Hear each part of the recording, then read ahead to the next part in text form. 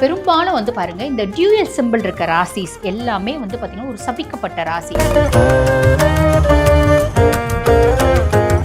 என்னோட புத்திசாலித்தனம் எனக்கு மட்டும் பயன்படக்கூடாது, என்னை சார்ந்தவர்களுக்கும் பயன்பட வேணும்.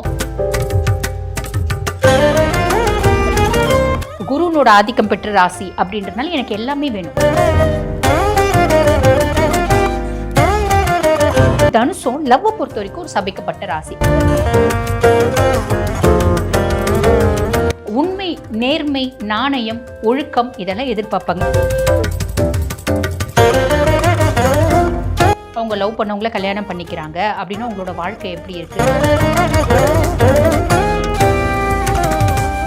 நீ மரியாதை கொடுத்த அப்படின்னா நான் மரியாதை கொடுப்பேன், நீ மரியாதை கொடுக்கல நான் உனக்கு மரியாதை கொடுக்கணுன்ற அவசியம் கிடையாது, நீ யாரா வேணும் இருந்துட்டு போய்.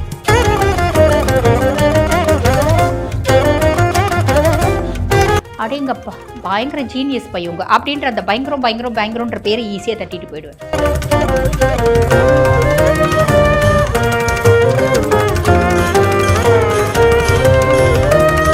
ரெட் நூல் நங்கை நேயர்களுக்கு வணக்கம். நான் டாக்டர் தீபா லாலன். இன்றைக்கி நம்ம என்ன டாபிக் பற்றி டிஸ்கஸ் பண்ண போகிறோம் அப்படின்னா 12 ராசிகள் பெண்கள் உங்களோட குணாதிசயங்கள் என்ன, உங்களோட லவ் எப்படி இருக்கும், உங்களோட இன்ட்ரெஸ்டிங்கான கேரக்டர்ஸ் என்னென்ன, நீங்கள் எந்தெந்த விஷயத்தில் ஏமாற்றப்படுவீர்கள், இப்படி பல சுவாரஸ்யமான விஷயங்களை இந்த பதிவில் டிஸ்கஸ் பண்ண போகிறோம். ஆக வீடியோவை ஸ்கிப் பண்ணாமல் பாருங்கள், அப்போ தான் உங்களுக்கு முழுசும் நான் என்ன சொல்கிறோம் அப்படின்றது புரியும். தனுசு ராசி பெண்கள் உங்களை பற்றி சொல்லணும் அப்படின்னா காலபுருஷனுக்கு 9ஆம் பாவம் குருனோட ராசி. அதே மாதிரி பார்த்தீங்கன்னா உபய ராசி. எனக்கு ஒரு பிரின்சிபல்ஸ் இருக்குது, கட்டுப்பாடு இருக்குது, என் ஃபேமிலினோட ஒரு கல்ச்சர் அப்படின்னு இருக்குது. இந்த சிஸ்டம் பிரகாரம் தான் நான் வாழ்வேன், இப்படி தான் ஒழுக்கமாக வாழ்வேன், இப்படி தான் பல விஷயங்களை நான் நேர்த்தியாக செய்வேன் அப்படின்னு எல்லாத்துக்கும் வந்து பார்த்திங்கன்னா ஒரு பிரின்சிபல்ஸோட நார்ம்ஸ், டேர்ம்ஸ், கண்டிஷன்ஸ், பிரின்சிபல்ஸ் இப்படி வாழக்கூடியவங்க தனுசு ராசி பெண்கள் அப்படின்னு சொல்லலாம். எனக்கு என்னோட மூதாதையர் இதுதான் சொல்லி வச்சாங்க. என் குடும்ப வழக்கம் இது, என் குடும்ப கலாச்சாரம் இது. நேர்மையான எண்ணங்கள், உயர்ந்த சிந்தனைகள், எப்பயுமே வந்து பார்த்திங்கன்னா மற்றவங்கள வந்து என்னால் ஏமாற்ற முடியாதுங்க, ஏமாற்றணும்னு நான் நினைக்கக்கூட இல்லை, இப்படி ஒரு எண்ணங்கள் இதெல்லாம் வந்து பார்த்திங்கன்னா தனுசு அப்படின்னு சொல்லலாம். நீங்கள் இந்த தனுசனோட சிம்பிளை பாருங்கள், ஒரு குதிரை ஒரு ஆண் அப்படின்னு இருக்கும். பெரும்பாலும் வந்து பாருங்கள் இந்த டியூயல் சிம்பிள் இருக்க ராசிஸ் எல்லாமே வந்து பார்த்திங்கன்னா ஒரு சபிக்கப்பட்ட ராசி அப்படின்னு சொல்லலாம். எல்லா ராசிக்குமே வந்து பாருங்கள் ஒரு ப்ளஸ்ஸும் உண்டு, ஒரு மைனஸும் உண்டு. அந்த மாதிரி தனுசுக்கும் ப்ளஸ் நிறைய இருக்குங்க. ப்ளஸ் ஏகப்பட்ட ப்ளஸ் போடலாம், மைனஸும் இருக்குது அப்படின்னு சொல்லலாம். சரி, இவங்களுக்கு வந்து இந்த தனுசு வந்து பாருங்கள் எப்பயுமே யார் கூடனா ஒருத்தவங்க ட்ராவல் பண்ணுவாங்க. குருனோட ஆதிக்கம் பெற்றவங்க மட்டும் யார் கூடனா ஒருத்தவங்க ட்ராவல் பண்ணுவாங்க. யார் கூட ட்ராவல் பண்ணுவாங்க? நிறைய தனுசு ராசி பெண்கள் ஒன்று அப்பா இல்லை அம்மா இல்லை அண்ணன் இல்லை தம்பி இல்லை தங்கச்சி இல்லை அக்கா இல்லை ஃப்ரெண்ட்ஸு, இல்லைனா இறையாற்றல், இல்லைனா ஒரு சித்தர், இல்லைனா என்னோட மனசாட்சி, இப்படி ட்ராவல் பண்ணக்கூடிய பர்சனாலிட்டிஸ் அப்படின்னு சொல்லலாம். நல்ல ஆசான், என்னோட புத்திசாலித்தனம் எனக்கு மட்டும் பயன்படக்கூடாது, என்னை சார்ந்தவர்களுக்கும் பயன்பட வேணும் அப்படின்னு நினைக்கக்கூடிய பர்சனாலிட்டிஸ் தான் தனுசு. சரி, இப்போ இவங்க சின்ன வயசில் ஒரு 8th 9th படிக்கிறாங்க. ஃப்ரெண்ட்ஸ் இருப்பாங்களா? கண்டிப்பாக ஃப்ரெண்ட்ஸ் இருப்பாங்க. எப்படி ஃப்ரெண்ட்ஸை செலக்ட் பண்ணுவாங்க?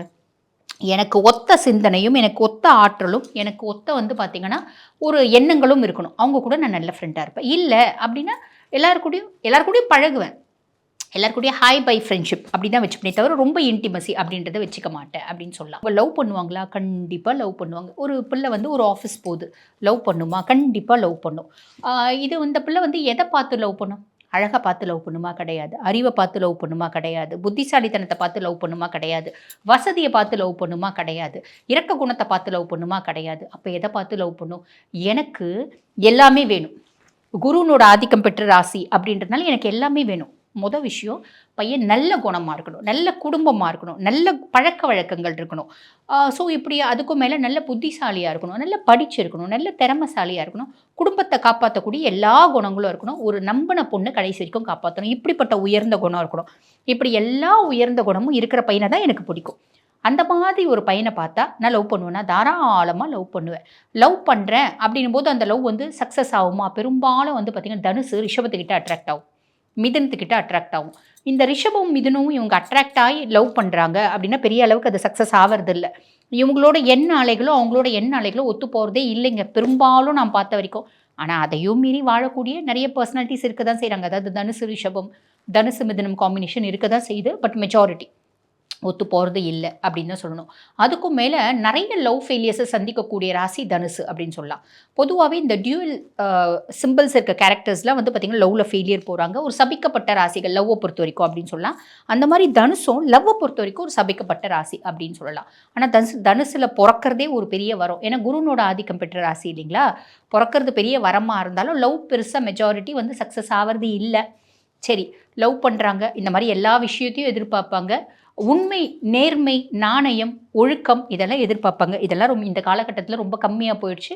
பட் இருந்தாலும் ஒருவனுக்கு ஒருத்தி அப்படின்றத ரொம்ப ஸ்ட்ராங்காக நம்பக்கூடிய பர்சனாலிட்டிஸ் தனுசு அப்படின்னு சொல்லலாம். நீ மனதளவில் கலங்கப்பட்ட அப்படின்னா கூட நீ கலங்கப்படுற அப்படின்ற மாதிரி யோசிப்பாங்க.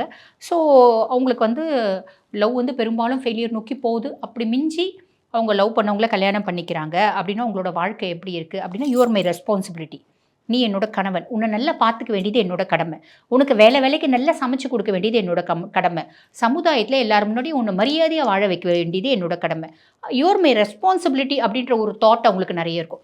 யுவர் மை லவ் அப்படின்ற தாட்டை விட யுவர் மை ரெஸ்பான்சிபிலிட்டி, என்னோட கடமை, என்னோட பொறுப்பு, நான் வந்து கரெக்டாக செய்யணும். That's a time to eat, that's a time to sleep, that's a time to do some extra activities அப்படின்ற மாதிரி ரொம்ப ஸ்ட்ரிக்டாக பிரின்சிபிள்ஸை ஃபாலோ பண்ணுவாங்க. இதெல்லாம் இந்த காலத்தில் ஒத்து வருமாங்க இல்லைங்களா? கண்டதே வாழ்க்கை கொண்டதே கோலம் அப்படின்ற மாதிரி வாழக்கூடிய காலம் இந்த காலகட்டம். அப்போ இவங்களுக்கு இந்த மாதிரி நிறைய ரூல்ஸு, டேர்ம்ஸு, நார்ம்ஸ் எல்லாம் வந்து ஃபாலோ பண்ணுறாங்க. அப்படின்போது பெரிய லெவலில் மேட்ச் ஆகிறது இல்லை. சரி, இப்போ லவ் பண்ணுறவங்கள கல்யாணம் பண்ணிக்கிறாங்க அப்படின்போது கவனம் வேணும். நிறைய பேர் அவஸ்தை அப்படின்றது அடையிறாங்க. அதுக்கும் மேலே வீட்டில் பார்க்குற வரனையே கல்யாணம் பண்ணிக்கிறாங்க அப்படின்னா கூட கண்டிப்பாக அந்த கம்பேட்டபிலிட்டி அப்படின்றத பார்க்கணும், பொருத்தம் அப்படின்றத பார்க்கணும். ஏன்னா இவங்களோட எண்ண அலைகளும் அவங்களோட எண்ண அலைகளும் ஒத்து படுறது இல்லை. நிறைய வந்து பாருங்கள், கல்யாணம் பண்ணிட்டு கஷ்டப்படுற தனுசை நாங்கள் பார்க்குறோம். அப்போ இவங்க எப்படி இருப்பாங்க? ஒரு ஐடியல் ஒய்ஃபாக இருப்பாங்க, கணவனுக்கு ஒரு நல்ல மனைவியா அப்படி இருப்பாங்க. ஆண் ராசி, நெருப்பு ராசி. அதே மாதிரி பார்த்திங்கன்னா வழன்னு பேச மாட்டாங்க, கச்சன்னு பேச மாட்டாங்க. ஸோ அப்படிப்பட்ட பர்சனாலிட்டிஸ் கிடையாது அப்படின்னு சொல்லலாம். இப்போ ஒரு தனுசு ராசி லேடி இருக்காங்கன்னு வச்சுக்கோங்களேன். அவங்க ஹஸ்பண்ட் ஏமா இதை செய்ய அப்படின்னா என்னங்க, ஓகேங்க, நீங்கள் சொல்லிட்டீங்களா, நீங்கள் சொன்ன என்னங்க, நான் செய்யாமல் என்னங்க அப்படின்னு பணிஞ்சு செய்வாங்களா? அப்படிலாம் கிடையாது. ஒழுங்காக மரியாதையை பேசு, நான் உனக்கு ஒய்ஃப் அப்படின்னா நான் உனக்கு அடிமை கிடையாது. அதுவும் மற்றவங்க முன்னாடி சொல்லிட்டாங்கன்னா பிடிக்காது. நான் உனக்கு அடிமை கிடையாது. கிவ் ரெஸ்பெக்ட் கொடுத்து பேச நான் செய்கிறேன். நீ வந்து என்னை அடக்கி ஆளணும்லாம் நினச்சேன்னா நான் அதுக்கு ஆள் கிடையாது. என் தலைமையில் உட்காந்து மிளகா அரைக்கணும் நீ நினைக்காத. என்னை யூஸ் பண்ண நீ அன்பை கேளு, நான் செய்கிறேன். ஏன்னா நீ ஓவராக டாமினேட் பண்ணுற, மற்றவங்க முன்னாடி அசிங்கப்படுத்துகிற, மற்றவங்க முன்னாடி கேவலப்படுத்துகிற, மற்றவங்க முன்னாடி நீ வந்து பார்த்தீங்கன்னா ரொம்ப ஆளுமையாக பிஹேவ் பண்ணுற அப்படின்னா நான் உனக்கு அடிமை கிடையாது. பெண் சுதந்திரம், பெண் உரிமை அப்படின்னா நிறைய யோசிக்கக்கூடிய பர்சனாலிட்டிஸ் அப்படின்னு சொல்லலாம். நீ என்ன சொன்னாலும் நான் கேட்டுக்கிறேன் அப்படின்ற மைண்ட் செட் உங்களுக்கு வர்றதில்லை. நீ மரியாதை கொடுத்த அப்படின்னா நான் மரியாதை கொடுப்பேன். நீ மரியாதை கொடுக்கலன்னா உனக்கு மரியாதை கொடுக்கணுன்ற அவசியம் கிடையாது. நீ யாரை வேணா இருந்துட்டு போய் என் கணவனாயிரு, நான் உன்னை ரொம்ப விரும்பி லவ் பண்ண கணவனாக இருந்தாலும் ஐ நீட் ரெஸ்பெக்ட். புரியுதுங்களா? ஸோ ஒரு கம்யூனிகேஷன் அப்படின்னா கூட வந்து பார்த்திங்கன்னா ஒரு அத்தாரிட்டேட்டிவான பேச்சு அப்படின்றது இருக்கும். ரொம்ப இன்ப்ரெசைஸ் டு த பாயிண்ட் அப்படின்றது மாதிரி பேசுவாங்க. நான் முன்னாடியே சொன்னேன்னா, அதாவது பெருசாக வந்து வளைஞ்சு கொடுக்க தன்மை அவங்களுக்கு கிடையாது. நான் வந்து உருகி அப்படியே கொஞ்சி பேசுறது இதெல்லாம் எனக்கு கிடையாது. நடிக்க தெரியாது. இதெல்லாம் எனக்கு கற்றுக்கணும்னு நினச்சா கூட எனக்கு கிடைக்காது. நீ கற்றுக் கொடுத்தா கூட என்னால் கற்றுக்க முடியாது அப்படின்னு சொல்லலாம். ஸோ நிறைய வந்து தனுசு வந்து பார்த்திங்கன்னா டீச்சர்ஸாக இருப்பாங்க, ப்ரொஃபஸர்ஸாக இருப்பாங்க, லெக்சரர்ஸாக இருப்பாங்க, ஆடிட்டிங்கில் இருப்பாங்க, மத போதகர்களாக இருப்பாங்க.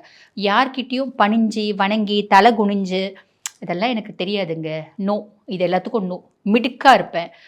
அதே மாதிரி பண்ணிங்களேன்னா I know better than you அப்படின்ற எண்ணம் எனக்கு ரொம்ப மேலோங்கும். எனக்கு லைட்டாக கொஞ்சம் சுப்பீரியாரிட்டி காம்ப்ளெக்ஸ் இருக்கும்.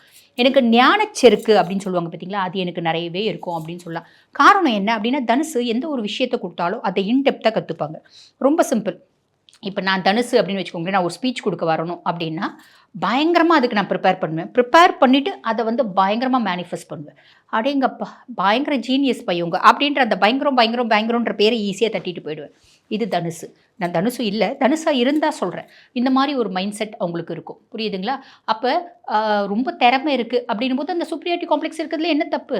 அதில் ஒன்றும் குறை இல்லையே, அது ஒன்றும் தப்பு இல்லையே, நியாயம் தானே. ஸோ அந்த மாதிரி நம்ம சொல்லிக்கலாம் அப்படின்னு சொல்லலாம். சரி, இவங்க லவ் பண்ணிவிட்டு அந்த மரியாதை எதிர்பார்ப்பாங்க. மரியாதை கிடைக்கல அப்படின்னும் போது கொஞ்ச நாள் தண்ணி கூட 3 முறை தான் பொறுக்கும் அப்படின்னு சொல்லுவாங்க பார்த்தீங்களா? அந்த மாதிரி ரொம்ப நாள் பொறுப்பாங்க. அப்படியும் கிடைக்கல அப்படின்னா அதை பிரேக்கப் பண்ணுறதுக்கு அந்த மேரேஜ் லைஃப் வேணாம் அப்படின்னு தூக்கி எறியதுக்கு கவலைப்பட மாட்டாங்க.